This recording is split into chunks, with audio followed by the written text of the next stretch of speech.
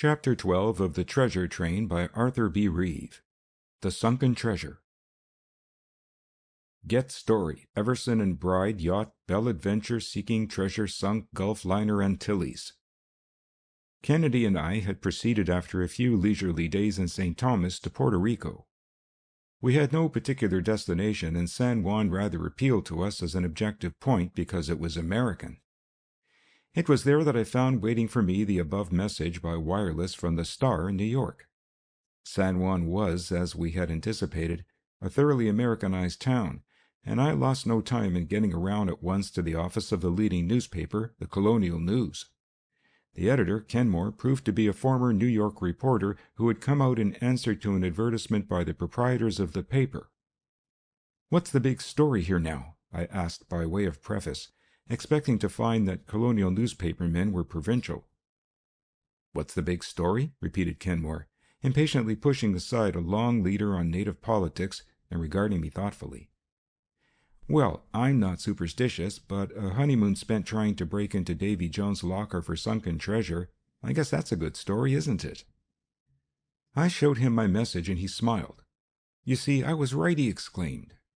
"They're searching now at the Quai d'Or, the Golden Key, one of the southernmost of the Bahamas, I suppose you would call it. I wish I was like you. I'd like to get away from this political stuff long enough to get the story." He puffed absently on a fragrant native cigar. "I met them all when they were here, before they started," he resumed reminiscently. "It was certainly a picturesque outfit. 3 college chums, one of them on his honeymoon, and the couple chaperoning the bride's sister. There was one of the college boys, a fellow named Gage, who fairly made news." "How was that?" inquired Kennedy, who had accompanied me, full of zest at the prospect of mixing in a story so romantic. "Oh, I don't know that it was his fault, altogether," replied Kenmore. "There's a young lady here in the city, the daughter of a pilot, Dolores Gutierrez. She had been a friend of someone in the expedition, I believe. I suppose that's how Gage met her. I don't think either of them really cared for each other. Perhaps she was a bit jealous of the ladies of the party. I don't know anything much about it, only I remember one night in the cafe of the Palace Hotel, I thought Gage and another fellow would fight a duel, almost, until Everson dropped in and patched the affair up, and the next day his yacht left for the Golden Key. I wish I'd been here to go with them, I considered. How do you suppose I'll be able to get out there now?" "You might be able to hire a tug," shrugged Kenmore. "The only one I know is that of Captain Gutierrez. He's the father of this Dolores I told you about." The suggestion seemed good, and after a few moments more of conversation, absorbing what little Kenmore knew, we threaded our way across the city to the home of the redoubtable Gutierrez and his pretty daughter. Gutierrez proved to be a man of about 50, a sturdy, muscular fellow, his face bronzed by the tropical sun. I had scarcely broached the purpose of my visit when his restless brown eyes seemed literally to flash. "No, sir," he exclaimed emphatically. "You cannot get me to go on any such expedition. Mr. Everson came here first and tried to hire my tug. I wouldn't do it. No, sir. He had to get one from Havana. Why, the whole thing is unlucky. Hoodooed, you call it. I will not touch it." "But," I remonstrated, surprised at his unexpected vehemence, "I am not asking you to join the expedition. We are only going to—" "No, no," he interrupted. "I will not consider it. He cut short his remarks as a young woman, radiant in her Latin American beauty, opened the door, hesitated at the sight of us, then entered at a nod from him. We did not need to be told that this was the Dolores whom Kenmore's rumor had credited with almost wrecking Everson's expedition at the start. She was a striking type, her face full of animation and fire, betraying more of passion than of intellect. A keen glance of inquiry from her wonderful eyes at her father was followed by a momentary faraway look, and she remained silent, while Gutierrez paused as if considering something. "They say," he continued slowly, his features drawn sharply, "that there was loot of Mexican churches on that ship, the jewels of Our Lady of the Rosary of Puebla. That ship was cursed, I tell you," he added, scowling darkly. "No one was lost on it, though," I ventured at random. "I suppose you never heard the story of the Antilles?" he inquired, turning swiftly toward me. Then, without stopping, she had just sailed from San Juan before she was wrecked, on her way to New York from Vera Cruz with several hundred Mexican refugees. "Treasure? Yes, perhaps millions, money that belonged to wealthy families in Mexico, and some that had the curse on it. You asked a moment ago if everybody wasn't rescued. Well, everybody was rescued from the wreck except Captain Driggs. I don't know what happened. No one knows. The fire had got into the engine room and the ship was sinking fast. Passengers saw him, pale like a ghost, some said. Others say there was blood streaming from his head. When the last boatload left, they couldn't find him. They had to put off without him. It was a miracle that no one else was lost. How did the fire start? Inquired Kennedy, much interested. No one knows that either, answered Gutierrez, shaking his head slowly. I think it must have been smoldering in the hold for hours before it was discovered. Then the pumps either didn't work properly or it had gained too great headway for them. I've heard many people talk of it and the treasure. No, sir, you wouldn't get me to touch it. Maybe you'll call it superstition, but I won't have anything to do with it. I wouldn't go with Mr. Everson, and I won't go with you. Perhaps you don't understand, but I can't help it. Dolores had stood beside her father while he was speaking, but had said nothing, though all the time she had been regarding us from beneath her long black eyelashes. Arguments with the old pilot had no effect, but I could not help feeling that somehow she was on our side, that whether she shared his fears and prejudices, her heart was really somewhere near the Key of Gold.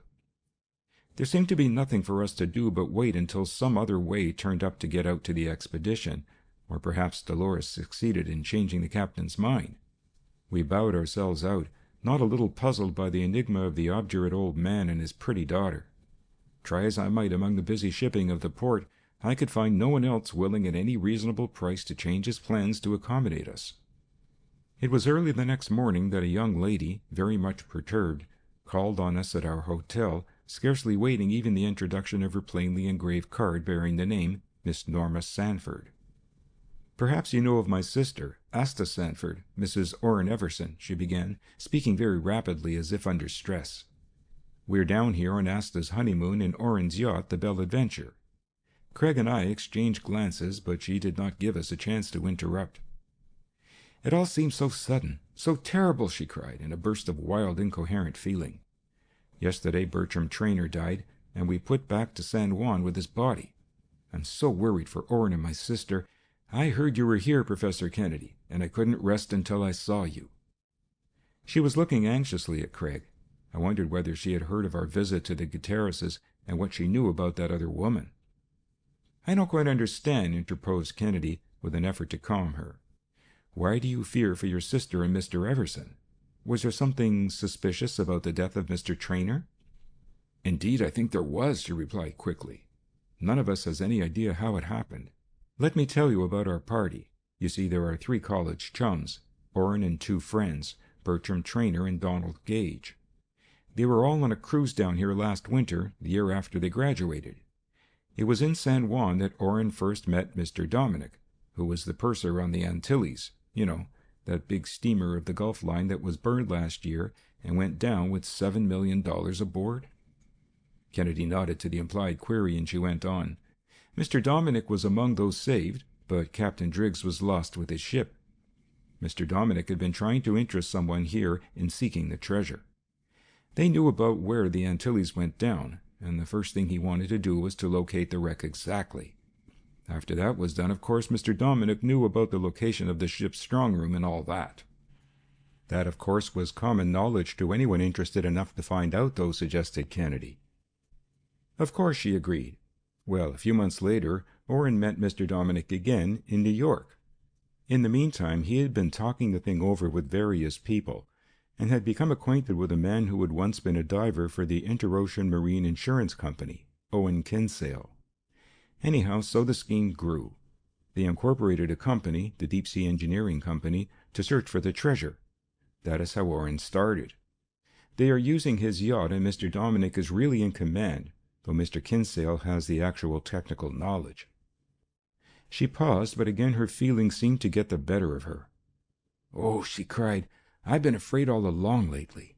It's dangerous work. And then the stories that have been told of the ship and the treasure. It seems ill-fated. Professor Kennedy, she appealed, I wish you would come and see us. We're not on the yacht just now. We came ashore as soon as we arrived back, and Asta and Orrin are at the Palace Hotel now. Perhaps Soren can tell you more. If you can do nothing more than quiet my fears—" Her eyes finished the sentence. Norma Sanford was one of those girls who impress you as quite capable of taking care of themselves. But in the presence of the tragedy and a danger which she felt but could not seem to define, she felt the need of outside assistance and did not hesitate to ask it. Nor was Kennedy slow in responding. He seemed to welcome a chance to help someone in distress. We found Everson and his young wife at the hotel, quite different now from the carefree adventurers who had set out only a few days before to wrest a fortune from chance. I had often seen portraits of the two Sanford sisters in the society pages of the papers in the States, and knew that the courtship of Orrin Everson and Asta Sanford had been a true bit of modern romance. Asta Everson was a unique type of girl. She had begun by running fast motor cars and boats. That had not satisfied her, and she had taken up aviation. Once even she had tried deep-sea diving herself. It seemed as if she had been born with the spirit of adventure. To win her, Everson had done about everything from Arctic exploration one summer when he was in college to big game hunting in Africa and mountain climbing in the Andes. Odd though the romance might seem to be, one could not help feeling that the young couple were splendidly matched in their tastes. Each had that spirit of restlessness which at least sent them out playing at pioneering. Everson had organized the expedition quite as much in the spirit of revolt against the prosaic life of society at home as for gain. It had appealed strongly to Asta. She had insisted that nothing so much as a treasure hunt would be appropriate for their wedding trip, and they had agreed on the unconventional. Accordingly, she and her sister had joined Everson and his party, Norma, though a year younger, being quite like her sister in her taste for excitement. "Of course you understand," explained Everson, as he hurriedly tried to give us some idea of what had happened. "We knew that the Antilles had sunk somewhere off the Quai d'Or. It was first a question of locating her. That was all that we had been doing when Bertram died. It is terrible, terrible. I can't believe it. I can't understand it." In spite of his iron nerve, the tragedy seemed to have shaken Everson profoundly. "You had done nothing that might have been dangerous?" asked Kennedy pointedly. "Nothing," emphasized Everson. "You see, we located the wreck in a way somewhat similar to the manner in which they sweep the seas for mines and submarines. It was really very simple, though it took us some time. All we did was to drag a wire at a fixed depth between the yacht and the tug, or rather I suppose you'd almost call it a trawler, which I chartered from Havana. What we were looking for was to have the wire catch on some obstruction. It did too, not once, but many times, due to the unevenness of the ocean bed. Once we located a wreck, but it was in shallow water, a small boat, not the one we were looking for." "But you succeeded finally?" "Yes, only day before yesterday we located her. We marked the spot with a buoy and were getting ready for real work. It was just after that Bertram was taken ill and died so suddenly. We've left Dominic, Kinsale, Gage, and the rest on the trawler there, while I came here with Trainor's body. God, but it was awful to have to send the news back to New York. I don't know what to think or what to do." "How did he die?" asked Kennedy, endeavoring to gain the confidence of young Everson. "Do you recall any of his symptoms?" "It came on him so suddenly," he replied, "that we hadn't much time to think. As nearly as we could make out, it began with a faintness and difficulty in breathing. We asked him how he felt, but it seemed as if he was deaf. I thought it might be the bends, caisson disease, and we started to put him in the medical lock which we had for the divers, but before we could get it ready he was unconscious. It was all so sudden that it stunned us. I can't make it out at all." Neither Asta nor Norma seemed able to tell anything. In fact, the blow had been so swift and unexpected, so incomprehensible, that it had left them thoroughly alarmed. The body of Trainor had already been brought ashore and placed in a local undertaking shop. With Everson, Kennedy and I hastened to visit it. Trainor had been an athlete and powerfully built, which made his sudden death seem all the more strange. Without a word, Craig set to work immediately examining his body, while we stood aside watching him in anxious silence. Kennedy consumed the greater part of the morning in his careful investigation, and after some time Everson began to get restless, wondering how his wife and sister-in-law were getting on in his absence. To keep him company, I returned to the hotel with him, leaving Kennedy to pursue his work alone. There was nothing much that either of us could say or do, but I thought I observed, on closer acquaintance with Norma, that she had something weighing on her mind. Was it a suspicion of which she had not told us? Evidently she was not prepared to say anything yet, but I determined, rather than try to quiz her, to tell Kennedy, in the hope that she might confide in him what she would not breathe to anyone else. It was perhaps an hour or more later that we returned to Craig. He was still at work, though from his manner it was evident that his investigations had begun to show something, however slight. "Have you found anything?" asked Everson eagerly. "I think I have," returned Craig, measuring his words carefully. "Of course you know the dangers of diving and the view now accepted regarding the rapid effervescence of the gases which are absorbed in the body fluids during an exposure to pressure. I think you know that experiment has proved that when the pressure is suddenly relieved, the gas is liberated in bubbles within the body. That is what seems to do the harm. His symptoms, as you describe them, seem to indicate that. It is like charged water in a bottle. Take out the cork and the gas inside, which has been under pressure, bubbles up. In the human body, air and particularly the nitrogen in the air, literally form death bubbles." Everson said nothing as he regarded Kennedy's face searchingly, and Craig went on, "Set free in the spinal cord, for instance, such bubbles may cause partial paralysis, or in the heart may lead to stoppage of the circulation. In this case I am quite sure that what I have found indicates air in the arteries, the heart, and the blood vessels of the brain. It must have been a case of air embolism, insufflation." Though Everson seemed all along to have suspected something of the sort, Kennedy's judgment left him quite as much at a loss for an explanation. Kennedy seemed to understand as he went on. "I have tried to consider all the ways such a thing could have happened," he considered. "It is possible that air might have been introduced into the veins by a hypodermic needle or other instrument, but I find no puncture of the skin or other evidence that would support that theory. I have looked for a lesion of the lungs, but find none. Then how could it have occurred? Had he done any real deep diving?" Everson shook his head slowly. "No," he replied. "As I said, it wouldn't have been so incomprehensible if he had. Besides, if we had been diving, we should have been on the lookout. No, Bertram had only tested the apparatus once, after we located the wreck. He didn't much more than go under the surface, nothing like the practice dives we all made up in the Long Island Sound before we came down here.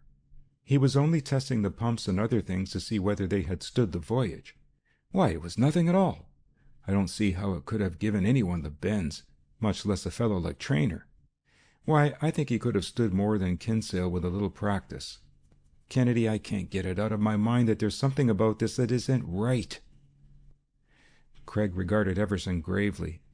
"Frankly," he confessed, "I must say that I don't understand it myself, at this distance." "Would you come out to the quay with me?" hastened Everson, as though grasping at a possible solution. "I shall be delighted to help you in any manner that I can," returned Craig heartily.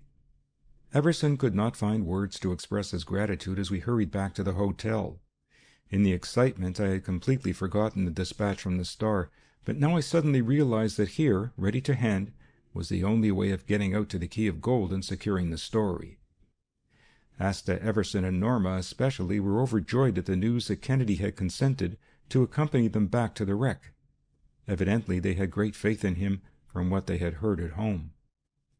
Accordingly, Everson lost no time in preparing to return to the yacht. Nothing more now could be done for poor Traynor, and delay might mean much in clearing up the mystery, if mystery it should prove. We were well on our way toward the landing place before I realized that we were going over much the same route that Kennedy and I had taken the day before to reach the home of Gutierrez.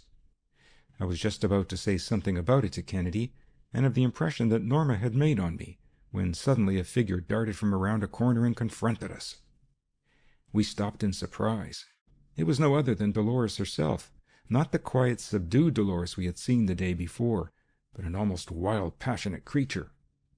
What it was that had transformed her I could not imagine. It was not ourselves that she seemed to seek, nor yet the Eversons. She did not pause until she had come close to Norma herself. For a moment the two women, so different in type, faced each other, Dolores fiery with the ardent beauty of her race, Norma pulsating with life and vigor, yet always mistress of herself. "I warn you," cried Dolores, unable to restrain herself. You thought the other was yours, and he was not. Do not seek revenge. He is mine. Mine, I tell you. Win your own back again. I was only making sport of him, but mine. Beware." For a moment Norma gazed at her, then without a word turned aside and walked on. Another instant, and Dolores was gone as suddenly as she had appeared. Vasta looked inquiringly, but Norma made no attempt at explanation. What did it mean? Had it anything to do with the dispute in the hotel which Kenmore had witnessed? At the landing we parted for a time with Everson to return to our hotel and get what little we needed, including Kennedy's traveling laboratory, while Everson prepared quarters for our reception on the yacht. "What do you make of that Dolores incident?" I hastened to ask the moment we were alone. "I don't know," he replied, "except that I feel it has an important bearing on the case. There is something that Norma hasn't told us, I fear." While we waited for a wagon to transfer our goods to the dock, Kennedy took a moment to call up Kenmore on the news. As he turned to me from the telephone, I saw that what he had learned had not helped him much in his idea of the case. "It was the Inter-Ocean Company which had insured the Antilles," was all he said. Instantly I thought of Kinsale and his former connection. Was he secretly working with them still? Was there a plot to frustrate Everson's plans? At least the best thing to do was to get out to the wreck and answer our many questions at first hand. The Belle Adventure was a trim yacht of perhaps 70 feet, low, slim, and graceful, driven by a powerful gas engine and capable of going almost anywhere. An hour later we were aboard and settled in a handsomely appointed room, where Craig lost no time in establishing his temporary traveling crime clinic. It was quite late before we were able to start, for Everson had a number of commissions to attend to on this his first visit to port since he had set out so blithely. Finally, however, we had taken aboard all that he needed, and we slipped out quietly past the castle on the point guarding the entrance to the harbor. All night we plowed ahead over the brilliant, starry tropical sea, making splendid time, for the yacht was one of the fastest that had ever been turned out by the builders. Now and then I could see that Kennedy was furtively watching Norma, in the hope that she might betray whatever secret it was she was guarding so jealously. Though she betrayed nothing, I felt sure that it had to do with some member of the expedition, and that it was a more than ordinarily complicated affair of the heart. The ladies had retired, leaving us with Everson in the easy wicker chairs on the afterdeck. "I can't seem to get out of my mind, Everson, that meeting with the Spanish girl in the street," suddenly remarked Kennedy in the hope of getting something by surprise. "You see, I had already heard of a little unpleasantness in the hotel cafe before the expedition started. Somehow I feel that there must be some connection." For a moment Everson regarded Kennedy under the soft rays of the electric light under the awning as it swayed in the gentle air, then looked out over the easy swell of the summer sea. "I don't understand it myself," he remarked at length, lowering his voice. "When we came down here, Dominic knew that girl, Dolores, and of course Kinsale met her right away too. I thought Gage was head over ears in love with Norma, and I guess he is. Only that night in the cafe I just didn't like the way he proposed a toast to Dolores. He must have met her that day. Maybe he was a bit excited. What she said today might mean that it was her fault. I don't know. But since we've been out to the quay, I fancy Norma has been pretty interested in Dominic, and Kinsale doesn't hesitate to show that he likes her. It all sets Donald crazy. It's so mixed up. I can't make anything of it. And Norma, well, even Asta can't get anything out of her. I wish to heaven you could straighten the thing out." We talked for some time, without getting much more light than Everson had been able at first to shed on the affair, and finally we retired, having concluded that only time and events would enable us to get at the truth. It was early in the morning that I was wakened by a change in the motion of the boat. There was very little vibration from the engine, but this motion was different. I looked out of the porthole, which had been very cleverly made to resemble a window, and found that we had dropped anchor. The Key of Gold was a beautiful green island, set like a sparkling gem in a sea of deepest turquoise.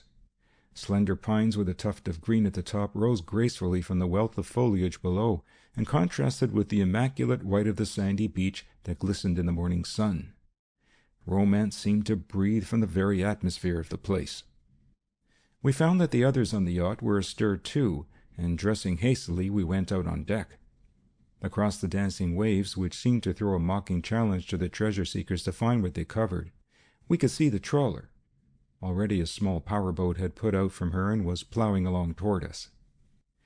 It was as the boat came alongside us that we met Gage for the first time. He was a tall, clean-cut fellow, but even at a glance I recognized that his was an unusual type. I fancied that both proctors and professors had worried over him when he was in college. Particularly, I tried to discover how he acted when he met Norma. It was easy to see that he was very eager to greet her, but I fancied that there was some restraint on her part. Perhaps she felt that we were watching and was on her guard. Dominic greeted Everson warmly. He was a man of about 35 and impressed one as having seen a great deal of the world. His position as purser had brought him into intimate contact with many people, and he seemed to have absorbed much from them. I can imagine that, like many people who had knocked about a great deal, he might prove a very fascinating person to know. Kinsale, on the other hand, was a rather silent fellow and therefore baffling. In his own profession of deep-sea diving he was an expert, but beyond that I do not think he had much except an ambition to get ahead, which might be praiseworthy or not, according as he pursued it. I fancy that next to Everson himself, Norma placed more confidence in Dominic than in any of the others, which seemed to be quite natural, though it noticeably piqued Gage. On the part of all three, Gage, Dominic, and Kinsale, it was apparent that they were overjoyed at the return of Norma, which also was quite natural, for even a treasure hunt has hours of tedium, and there could be nothing tedious when she was about. Asta was undoubtedly the more fascinating, but she was wrapped up in Everson. It was not long before Kennedy and I also fell under the spell of Norma's presence and personality. We hurried through breakfast and lost no time in accepting Everson's invitation to join him, with the rest, in the little powerboat on a visit to the trawler. It was Dominic who took upon himself the task of explaining to us the mysteries of treasure hunting as we saw them. "You see," he remarked, pointing out to us what looked almost like a strangely developed suit of armor, "we have the most recent deep-sea diving outfit which will enable us to go from 200 to 300 feet down, farther, and establish a record if we had to do it. It won't be necessary, though. The Antilles lies in about 250 feet of water, we have found. This armor has to be strong, for with the air pressure inside, it must resist a pressure of nearly half a pound per square inch for each foot we go. To be exact, something like 105 pounds per square inch at the depth of the wreck." Perhaps if Traynor had been diving, we might have thought that that was the trouble. It was the first reference since we arrived to the tragedy. "He had only had the suit on once," went on Dominic, confirming Everson, "and that was merely to test the pumps and valves and joints. Even Kinsale here hasn't been down. Still, we haven't been idle. I have something to report. With our instruments, we have discovered that the ship is heeled over, and that it will be a bit harder job to get into my office and get out the safe than we hoped, but feasible." Kennedy showed more interest in the diving apparatus than he had shown in anything else so far. The trawler was outfitted most completely as a tender, having been anchored over the exact spot at which the descents were to be made, held by 4 strong cables, with everything in readiness for action. I saw him cast a quick glance at the others. For the moment, Dominic, Gage, and Kinsale seemed to have forgotten us in their interest explaining to Norma what had been accomplished in her absence. He seized the occasion to make an even closer examination of the complicated apparatus. So carefully had accident been guarded against that even a device for the purification of the air had been installed in the machine which forced the fresh air down to the diver, compressed. It was this apparatus which I saw Kennedy studying most, especially one part where the air was passed through a small chamber containing a chemical for the removal of carbon dioxide. As he looked up, I saw a peculiar expression on his face. Quickly he removed the chemical, leaving the tube through which the air passed empty. "I think the air will be pure enough without any such treatment," he remarked, glancing about to be sure no one had observed. "How is that?" I inquired eagerly. "Well, you know, air is a mechanical mixture of gases, mainly oxygen and nitrogen. Here's something that gives it an excess of nitrogen and a smaller percentage of oxygen. Nitrogen is the more dangerous gas for one under compressed air. It is the more inert nitrogen that refuses to get out of the blood after one has been under pressure that forms the bubbles of gas which cause all the trouble. The bends. Compressed air sickness, you know." "Then that is how Traynor died?" I whispered, coming hastily to the conclusion. "Someone placed the wrong salt in there, took out oxygen, added nitrogen instead of removing carbon dioxide?" Norma had turned toward us. It was too early for Kennedy to accuse anybody, whatever might be his suspicions. He could not yet come from under cover. "I think so," was all he replied. A moment later the group joined us. "No one has been down on the wreck yet?" inquired Craig, at which Everson turned quickly to the 3 companions he had left in charge, himself anxious to know. "No," replied Kinsale, before anyone else could answer. "Mr. Dominic thought we'd better wait until you came back." "Then I should like to be the first," cut in Craig, to my utter surprise. Remonstrance had no effect with him. Neither Norma nor Asta could dissuade him. As for the rest of us, our objections seemed rather to confirm him in his purpose. Accordingly, in spite of the danger, which now no one no more than he knew, all the preparations were made for the first dive. With the aid of Kinsale, whom I watched closely, though no more so than Craig, he donned the heavy suit of rubberized reinforced canvas, had the leads placed on his feet, and finally was fitted with the metal head and the bib, the whole weighing hardly short of 300 pounds. It was with serious misgiving that I saw him go over the side of the trawler and shoot down into the water with its dark mystery and tragedy. The moments that he was down seemed interminable. Suspiciously I watched every move that the men made, fearful that they might do something. I longed for the technical knowledge that would have enabled me to handle the apparatus. I tried to quiet my fears by reasoning that Craig must have had perfect confidence in the value of his discovery if he were willing to risk his life on it. Yet I felt that at least a show of vigilance on my part might bluff anyone off from an attempt to tamper again with the air supply. I stuck about closely. Yet when there came a hasty signal on the indicator from below, although I felt that he had been down for ages, I knew that it had been only a very short time. Could it be a signal of trouble? Had someone again tampered with the apparatus? Would they never bring him up? It seemed as if they were working fearfully slow. I remembered how quickly he had shot down. What had seemed then only a matter of seconds and minutes now seemed hours. It was only by sheer willpower that I restrained myself as I realized that going under the air pressure might be done safely quite fast. Then he must come out slowly, by stages. That over the telephone that connected with his helmet, he was directing the decompression in accordance with the latest knowledge that medical science had derived of how to avoid the dread caisson disease. I don't know when I have felt more relief than I did at seeing his weird headgear appear at the surface. The danger from the bends might not be entirely over yet, but at least it was Craig himself, safe at last. As he came over to the side of the trawler, I ran to him. It was like trying to greet a giant in that outlandish suit, which was so clumsy out of the water. Craig's back was turned to the others, and when I realized the reason, I stood aghast.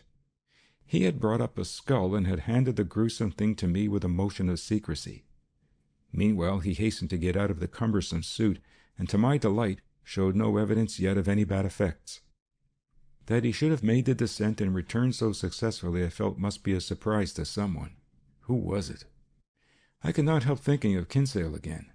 Was he working for 2 masters? Was he still employed by the insurance company?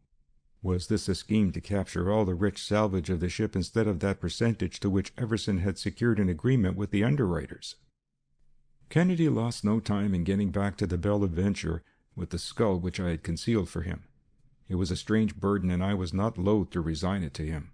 None of the others apparently knew that he had brought up anything with him, and to all questions he replied as though he had merely been testing out the apparatus and, except in a most cursory way, had not made an examination of the ship, although what he had observed confirmed the investigations they had already made from the surface. In our cabin, Kennedy set to work immediately after opening his traveling laboratory and taking from it a small kit of tools and some materials that looked almost like those for an actor's makeup. I saw that he wished to be left alone, and retired as gracefully as I could, determined to employ the time in watching the others. I found Norma seated in one of the wicker chairs on the afterdeck, talking earnestly with Dominic, and hesitating whether I should interrupt them, I paused between the library and the sumptuously fitted main saloon. I was glad that I did, for just that moment of hesitation was enough for me to surprise a man peering out at them through the curtains of a window, with every evidence of intense dislike of the situation. Looking closer, I saw that it was Gage. Had I expected anything of the sort, I should have gone even more cautiously. As it was, though I surprised him, He heard me in time to conceal his real intentions by some trivial action. It seemed as if our arrival had been succeeded by a growth of suspicion among the members of the little party. Each, as far as I could make out, was now on guard, and remembering that Kennedy had often said that that was a most fruitful time, since it was just under such circumstances that even the cleverest could not help incriminating himself, I hastened back to let Craig know how matters were. He was at work now in a most grotesque labor, and as he placed on it the finishing touches, he talked abstractedly. "What I am using, Walter," he explained, "might be called a new art. Lately science has perfected the difficult process of reconstructing the faces of human beings of whom only the skull or a few bones perhaps are obtainable. To the unskilled observer, a fleshless skull presents little human likeness, and certainly conveys no notion of the exact appearance and life of the person to whom it belonged. But by an ingenious system of building up muscles and skin upon the bones of the skull, this appearance can be reproduced with scientific accuracy. The method, I might say, has been worked out independently by Professor von Floriep in Germany and by Dr. Henri Martin in France. Its essential principle consists in ascertaining from the examination of many corpses the normal thickness of flesh that overlies a certain bone in a certain type of face. From these calculations, the scientists, by elaborate processes, build up a face on the skull. I watched him with an uncontrollable fascination. For instance, he went on, a certain type of bone always has nearly the same thickness of muscle over it. A very fine needle with graduations of hundredths of an inch is used in these measurements. As I have done here, a great number of tiny plaster pyramids varying in height according to the measurements obtained by these researchers are built up over the skull, representing the thickness of the muscles. The next step will be to connect them together by a layer of clay, the surface of which is flush with the tips of the pyramids. Then wax and grease paint and a little hair will complete it. You see, it is really scientific restoration of the face.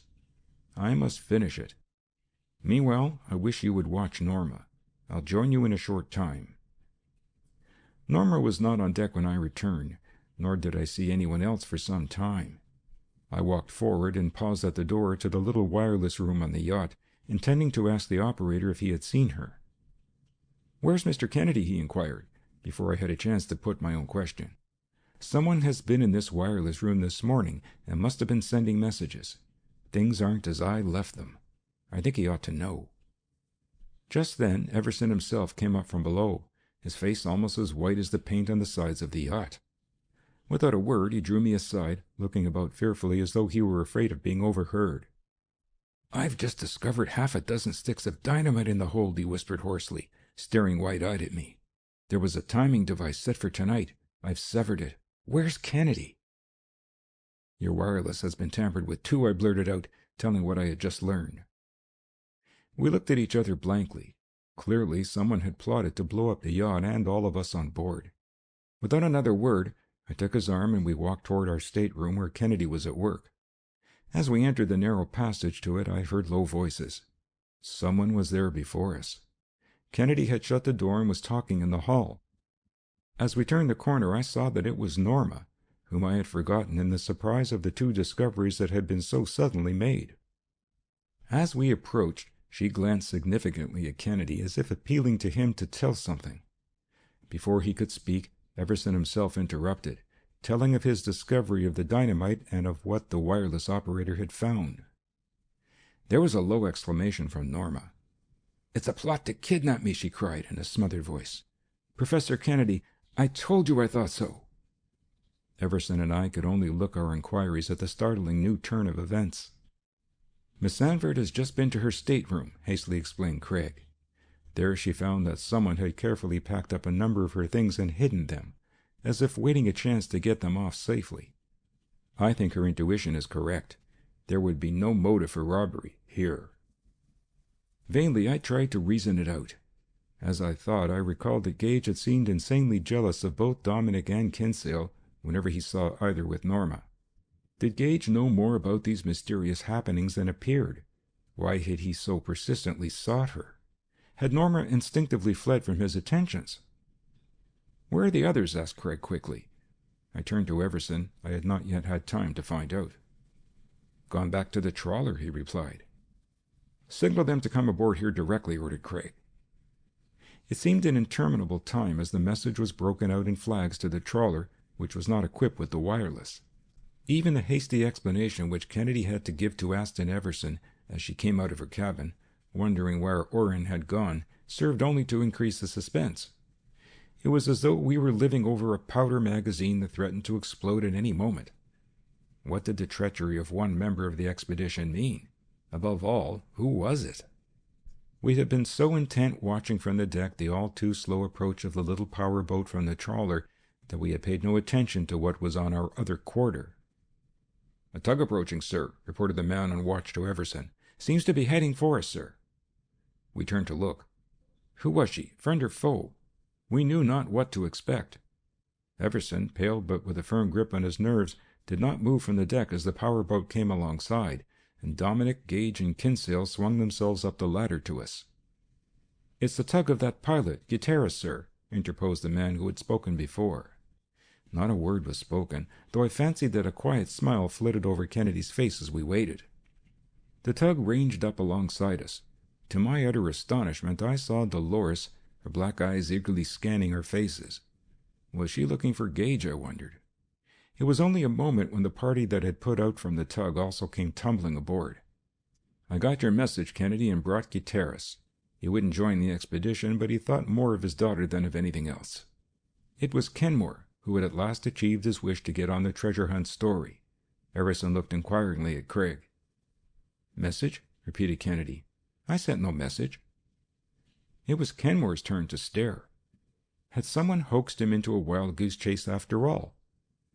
Nothing? About Dolores being deserted and— "He shall marry my daughter," boomed a gruff voice as Gutierrez shouldered his way through the little group, his hand shooting back to a pocket where he bulged a huge Colt. Like a flash, Kennedy, who had been watching, caught his wrist. "Just a second, Captain," he shouted, then turned to us, speaking rapidly and excitedly. "This thing has all been carefully, diabolically laid out. All who stood in the way of the whole of the treasure were to be eliminated. One person has sought to get it all, at any cost." In Craig's own hand now gleamed a deadly automatic, while with the other he held Gutierrez's wrist. "But," he added tensely, "an insane passion has wrecked a desperate scheme. A woman has been playing a part, leading the man on to his own destruction in order to save the man she really loves." I looked over at Norma. She was pale and agitated, then burning and nervous by turns. It was only by a most heroic effort that she seemed able to restrain herself, her eyes riveted on Kennedy's face, weighing every word to see whether it balanced with a feeling in her own heart.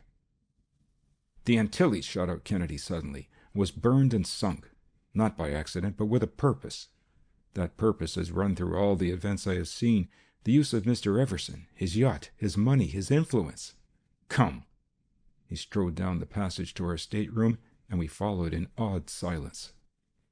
"It is a vast, dastardly crime to get the Mexican millions," he went on, pausing, his hand on the knob of the door while we crowded the narrow passage.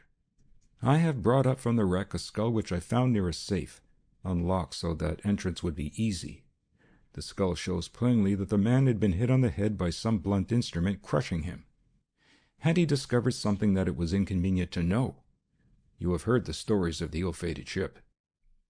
Craig flung open the door suddenly. We saw a weird face, the head apparently streaming blood from a ghastly wound. There was a shrill cry beside me. "It's his ghost! Captain Driggs! God save me, it's his ghost come to haunt me and claim the treasure!" I turned quickly. Dominic had broken down. "You were just leading him on. Tell me, Norma." I turned again quickly. It was Gage, who had taken Norma's hand, quivering with excitement. "You never cared for her?" she asked, with the anxiety that showed how in her heart she loved him. "Never. It was part of the plot. I sent the message to get her here to show you. I didn't know you were playing a game." Suddenly the sharp crack of a pistol almost deafened us in the close passageway. As the smoke cleared, I saw Dolores, her eyes blazing with hatred, jealousy, revenge. In her hand was the pistol she had wrenched from her father. On the floor across the door-sill sprawled a figure. Dominic had paid the price of his faithlessness to her also. End of Chapter 12.